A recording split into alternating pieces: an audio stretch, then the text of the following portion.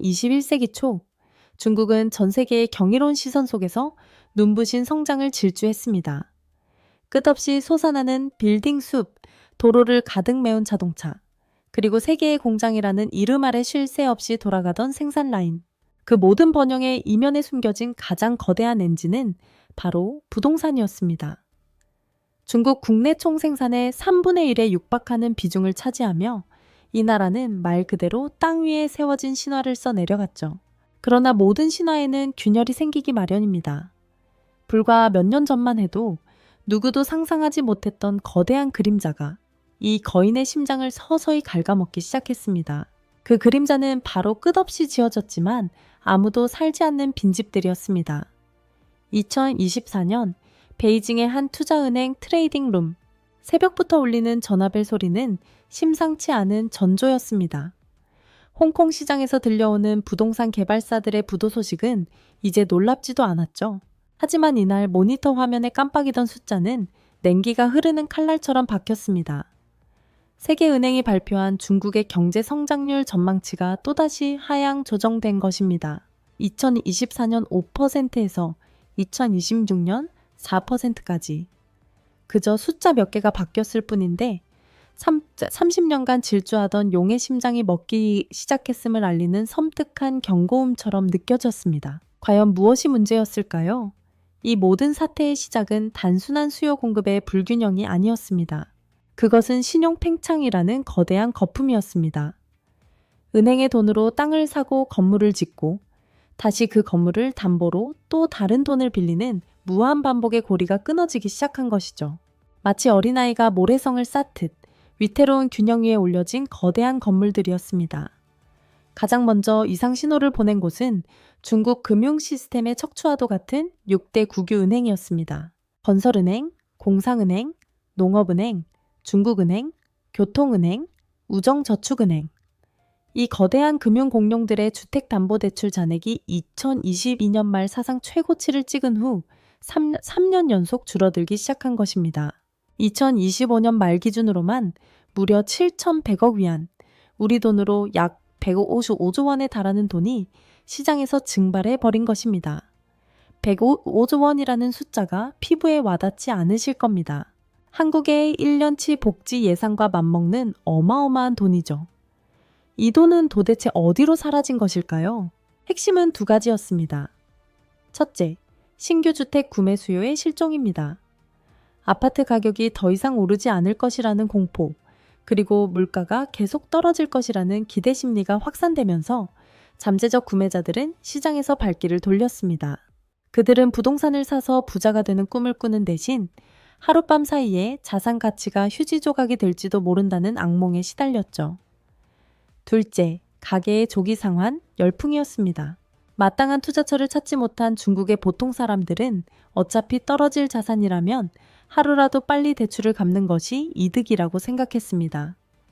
은행은 예상치 못한 돈이 밀려들어오자 오히려 비명을 질렀습니다. 돈을 갚는다는 것이 어떻게 문제가 될 수 있냐고요? 은행은 대출을 통해 돈을 벌고 새로운 대출을 통해 경제에 피를 돌게 합니다. 그런데 사람들이 대출을 서둘러 갚아버리자 은행의 자산 규모는 급격히 위축되고 경제 전반의 신용 창출 능력이 마비되기 시작한 것입니다. 이것은 마치 거대한 수도관에 녹이 세우러 물의 흐름이 졸졸 끊기는 것과 같았습니다.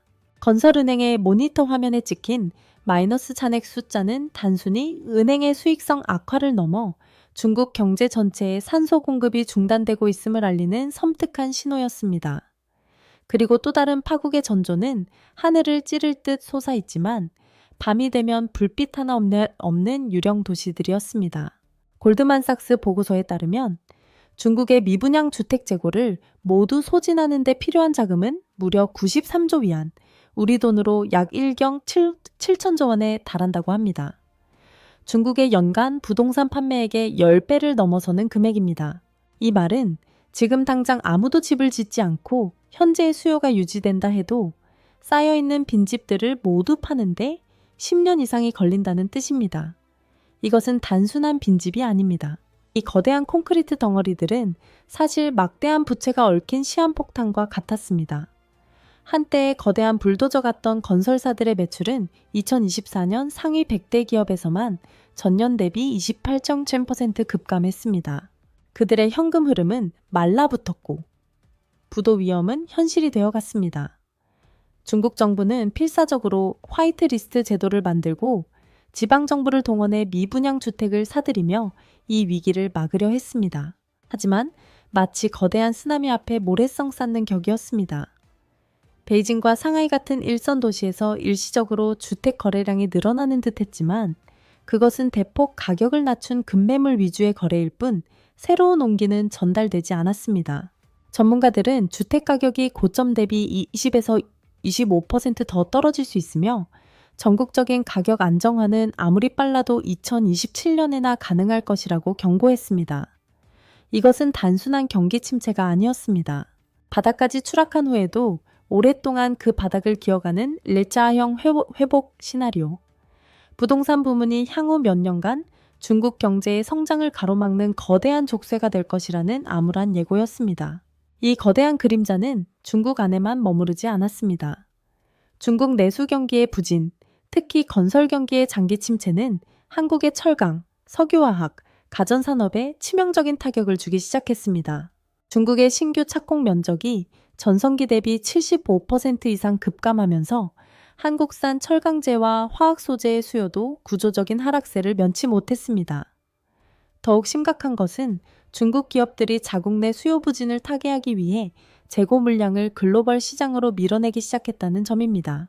이른바 밀어내기 수출로 국제 철강 및 화학 제품 가격이 폭락했고 한국 기업들은 수익성 악화라는 이중고를 겪어야만 했습니다. 마치 댐이 터져버리자 넘쳐나는 물이 온 들판을 휩쓸어버리듯 중국의 과잉 생산이 전 세계를 집어삼키는 형국이었습니다. 지금까지 우리가 목격한 것은 그저 빙산의 일각일지도 모릅니다. 보이지 않는 균열들은 이미 시작되었고 파국의 전조는 더욱 선명해지고 있었습니다. 중국 부동산 시장이라는 거대한 지진이 전 세계 경제에 어떤 쓰나미를 몰고 올 것인지는 아무도 장담할 수 없었습니다. 하지만 한 가지는 분명했습니다. 폭풍은 이제 막 시작되려 하고 있다는 사실을요. 그리고 그 폭풍의 가장 거대한 뿌리는 바로 지방정부의 빚더미였습니다. 중국의 지방정부들은 지난 수십 년간 도시를 건설하고 경제성장을 이끌며 막대한 부채를 짊어졌습니다. 이들은 지방정부융자 플랫폼이라는 특수 법인을 통해 그림자 금융의 심연으로 발을 담갔습니다. 땅을 담보로 돈을 빌리고 그 돈으로 다시 개발 사업을 벌이는 방식은 마치 끊임없이 돌려야 하는 거대한 톱니바퀴와 같았습니다. 도시화의 물결 속에서 땅값은 끝없이 치솟았고 지방정부의 재정은 이 토지 매각 수입에 절대적으로 의존했습니다.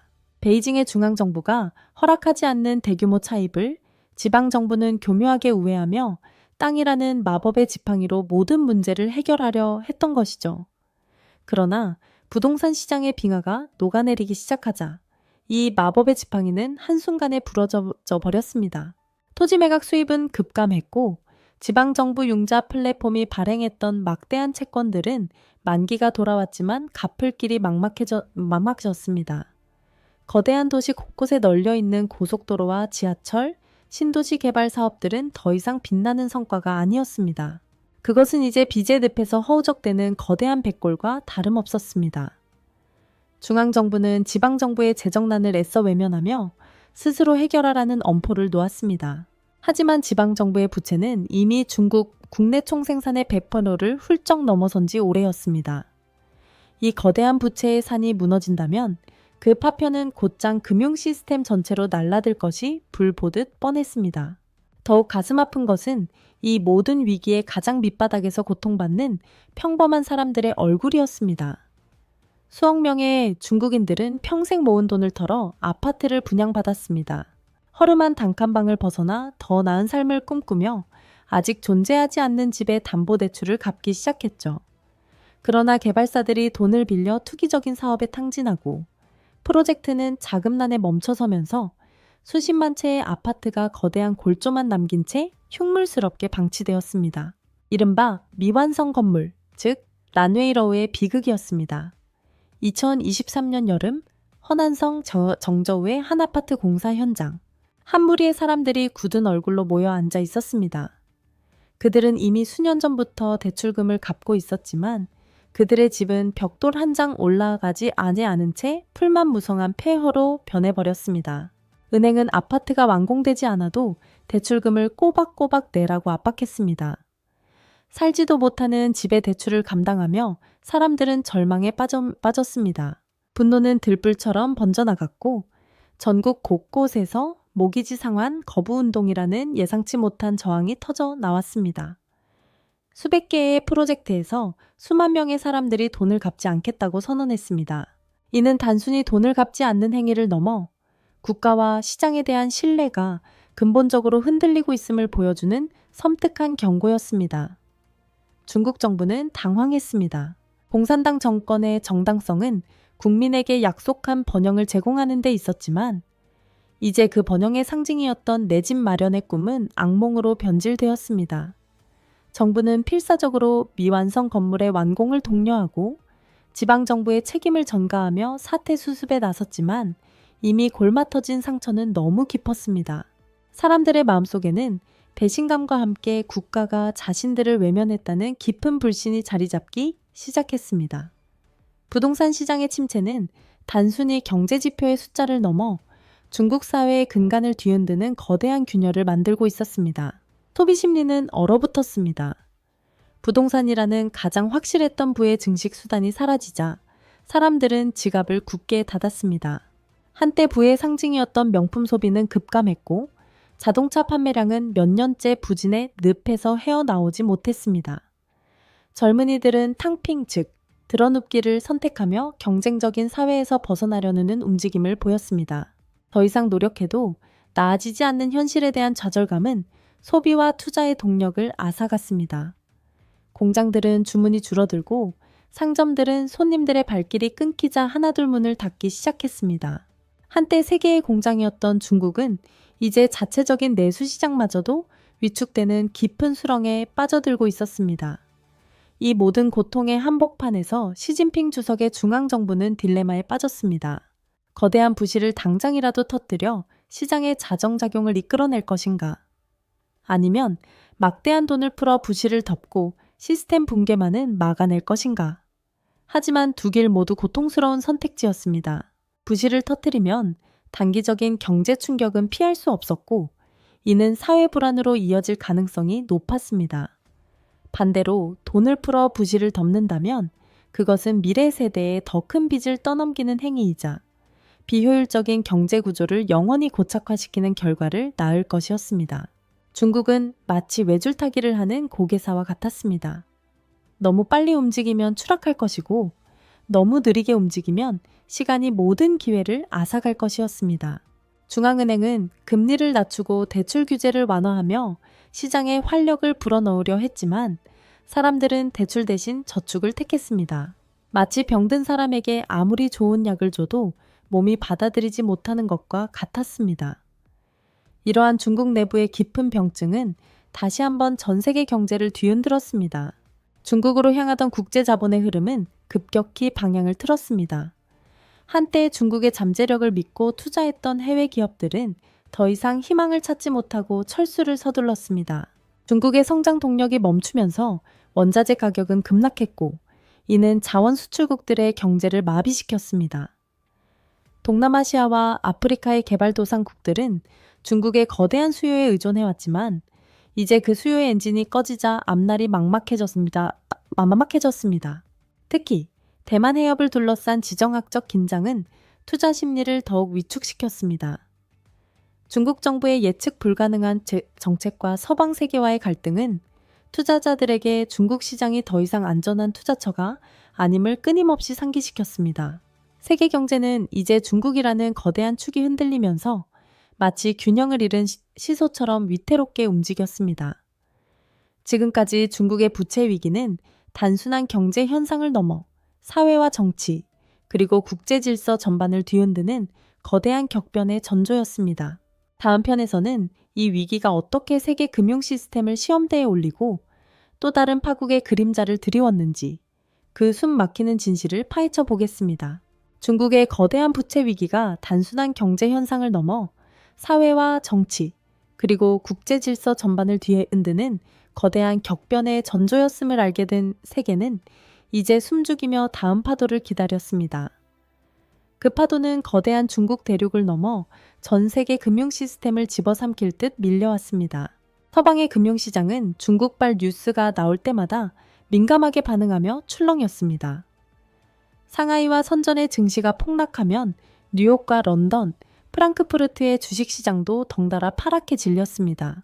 글로벌 투자자들은 중국 시장에서 자금을 빠르게 회수하기 시작했고, 이는 위안화 가치의 급락으로 이어졌습니다. 한때 견고할 것 같았던 중국 경제의 신화는 이제 언제 터질지 모르는 시한폭탄처럼 보였습니다. 가장 우려스러웠던 것은 중국 부동산 개발사들의 부채가 가진 전이성이었습니다. 헝다를 비롯한 주요 개발사들은 해외 투자자들에게도 막대한 채권을 발행했습니다. 서방의 연기금과 헤지펀드, 그리고 글로벌 투자은행들은 중국의 고속 성장을 믿고 이 채권들에 투자했지만 이제 그 투자금은 회수 불가능한 악성 채권으로 변할 위기에 처했습니다. 수십억 달러에 달하는 채권의 만기가 돌아올 때마다 글로벌 금융시장에는 공포의 그림자가 드리웠습니다. 혹시라도 한두 개의 대형 개발사가 채무 불이행을 선언하면 도미노처럼 다른 개발사들도 무너지고 결국 이 부실이 해외 금융기관으로까지 전이되어 2008년 리먼 브라더스 사태와 같은 전 세계적인 금융위기를 촉발할 수도 있다는 섬뜩한 경고음이 울려 퍼졌습니다. 전 세계의 중앙은행 총재들과 경제 전문가들은 쉴 틈 없이 회의를 열었습니다. 중국발 위기가 자신들의 경제에 미칠 영향을 분석하고 최악의 시나리오에 대비하기 위한 방안을 논의했습니다. 하지만 이들의 얼굴에는 깊은 고민의 흔적이 역력했습니다. 중국 경제는 너무 거대해서 외부에서 개입할 여지가 거의 없었습니다. 또한 중국 정부의 불투명한 정보 공개와 예측 불가능한 정책 결정은 상황을 더욱 악화시켰습니다. 마치 거대한 블랙박스 안에서 무슨 일이 벌어지고 있는지 알 수 없는 채 외부에서 그 여파를 온몸으로 받아내야 하는 형국이었습니다. 특히 중국의 경제 둔화는 글로벌 교역 질서 자체를 뒤흔들었습니다. 전 세계 공장 역할을 하던 중국이 생산을 줄이고 수요를 잃자 중국의 부품과 원자재를 수출하던 한국, 일본, 독일 등의 제조업 국가들은 직격탄을 맞았습니다. 수십 년간 중국 시장을 겨냥해 막대한 투자를 해왔던 글로벌 기업들은 이제 중국에서 철수해야 할지 아니면 이 폭풍이 지나가기를 기다려야 할지 갈림길에 섰습니다. 공장 가동률은 떨어지고 해고의 바람이 불어닥쳤습니다. 세계 교역량은 눈에 띄게 감소했고 글로벌 공급망은 한층 더 복잡하고 불안정해졌습니다. 이제는 단일 국가의 문제가 아니라 전 지구적인 경제 시스템 전체의 회복 탄력성이 시험받는 순간이었습니다. 미국과 유럽의 정책 기반자들은 중국의 경제 상황이 자국 인플레이션과 금리 정책에 미칠 영향을 예의주시했습니다. 중국 경제의 침체가 전 세계적인 디플레이션 압력으로 작용할 수도 있었지만 동시에 중국 정부가 자국 경제를 살리기 위해 막대한 양의 위안화를 찍어낼 경우 이것이 또 다른 형태의 글로벌 인플레이션을 유발할 수도 있다는 우려도 제기되었습니다. 모든 선택지는 미지의 영역이었고 어떤 방향으로든 세계 경제는 과거와는 다른 새로운 도전에 직면할 것이 분명해 보였습니다. 엎친 데에 덮친 격으로 대만을 둘러싼 지정학적 긴장은 금융시장의 불안을 더욱 부추겼습니다. 투자자들은 중국의 경제적 불확실성에 더해 무력 충돌의 가능성까지 고려해야 했습니다.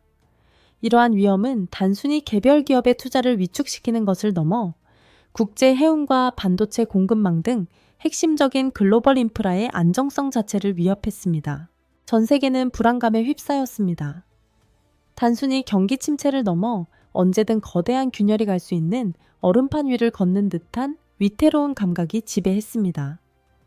중국발 위기는 단순히 경제적 파장을 넘어 수십 년간 이어져 온 자유무역과 글로벌 협력의 패러다임 자체를 뒤흔들고 있었습니다.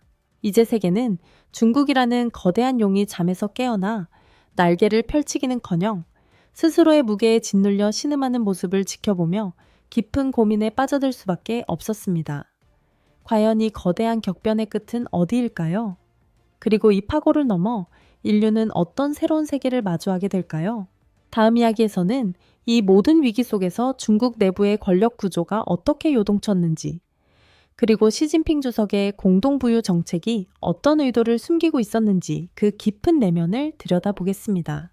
뜨거웠던 광풍이 핥히고 지나간 자리에는 뼈아픈 현실만이 남았습니다. 한때 불을 약속했던 거대한 도시의 스카이라인은 이제 희망을 잃은 자들의 그림자로 가득 찼고, 거대한 건설 현장의 녹슨 타워 크레인은 더 이상 미래를 향해 움직이지 않았습니다. 수많은 미완성 아파트 단지들은 유령 도시라는 차가운 이름으로 불리며 수억 명의 서민들이 평생을 바쳐 모은 돈과 꿈을 집어삼킨 거대한 무덤이 되어버렸습니다. 투기적인 열기에 휩싸여 주택담보대출을 최대로 끌었었던 이들은 순식간에 알거지가 되어 길거리로 내몰렸습니다. 그들의 눈빛에는 분노보다는 체념과 깊은 절망이 서려 있었고, 한때 타올랐던 탐욕의 불꽃은 차가운 재로 변해 흩어졌습니다. 시장은 그 어떤 자비도 베풀지 않았습니다. 전 세계를 향해 뻗어나가던 중국 자본의 거대한 발자취는 이제 핏자국으로 변했습니다. 해외 투자자들의 손에 들려있던 수십억 달러짜리 중국 회사채는 휴지 조각이 되었고, 서방의 이름 높은 투자은행들은 막대한 손실을 기록하며 휘청거렸습니다. 글로벌 헤지펀드와 연기금들은 투자자들의 거센 항의에 직면했고, 신뢰는 바닥으로 떨어졌습니다. 한때 중국 시장에 대한 맹목적인 믿음을 팔아치우던 금융인들의 얼굴에는 불안과 공포가 드리워졌습니다. 뉴욕과 런던의 거래소는 중국발 쇼크로 아수라장이 되었고, 2008년의 악몽이 되살아나는 듯한 섬뜩한 경고음이 끊이지 않았습니다. 전 세계는 불확실성이라는 먹구름 속에서 불안한 항해를 시작했습니다. 이 위기는 단순히 금융 시스템에만 국한되지 않았습니다. 중국 경제의 침체는 전 세계 공급망의 대혼란으로 이어졌습니다. 세계의 공장이라 불리던 중국의 생산 라인이 멈춰서자 전 세계로 향하던 부품과 완제품의 흐름은 끊겼습니다. 자동차 공장에서는 부품이 없어 생산을 중단했고, 전자기기 매장에는 인기 제품의 재고가 사라졌습니다. 한국의 철강산업, 독일의 기계산업, 동남아시아의 원자재 수출국들은 중국이라는 거대한 소비처이자 생산 기지가 흔들리면서 직격탄을 맞았습니다. 수십 년간 효율성만을 좇아 한 곳으로 집중되던 글로벌 공급망은 이제 취약성을 드러냈고, 각국은 자국 산업을 보호하고 공급망을 다변화하려는 움직임을 보이며 세계 경제 지도를 새롭게 그리기 시작했습니다. 이는 자유무역의 황금기를 끝내고 새로운 경제 블록화 시대의 서막을 알리는 신호탄이었습니다. 하지만 이 모든 것보다 더 묵직한 교훈은 인간의 욕망과 시장의 원리에 대한 것이었습니다. 중국의 부채 위기는 단순히 한 국가의 문제가 아니라 통제 불가능한 성장을 향한 인간의 끝없는 욕망이 어떻게 거품을 만들고 결국 그 거품이 터져 엄청난 파괴를 가져오는지 보여주는 생생한 역사적 증거였습니다. 정부의 개입이 시장의 경고음을 덮어버리고 눈앞의 이익만을 좇아 무모한 투기가 반복될 때 시장은 반드시 그 대가를 혹독하게 치르게 만든다는 진리를 다시금 깨닫게 했습니다. 공짜 점심은 없다는 경제학의 대전제는 이 거대한 붕괴 앞에서 다시 한번 엄중하게 증명되었습니다. 오늘날 우리는 여전히 중국발 위기의 잔해 속을 걷고 있습니다. 이 사건은 우리에게 묻습니다. 당신이 가진 자산은 과연 얼마나 견고한가? 당신은 과연 시장의 냉혹한 심판을 견뎌낼 준비가 되어 있는가? 눈앞의 달콤한 유혹에 현혹되지 않고 보이지 않는 곳에서 자라나는 위험의 씨앗을 감지할 안목을 길러야 한다는 것을 이 비극적인 역사는 우리에게 뼈저리게 가르쳐주고 있습니다. 탐욕과 공포에 반복되는 역사를 우리는 과연 멈출 수 있을까요? 아니면 또다시 새로운 거품 속에서 과거의 실수를 되풀이하고 말까요? 그 질문은 여전히 우리의 마음속에 깊은 메아리로 남아 있습니다.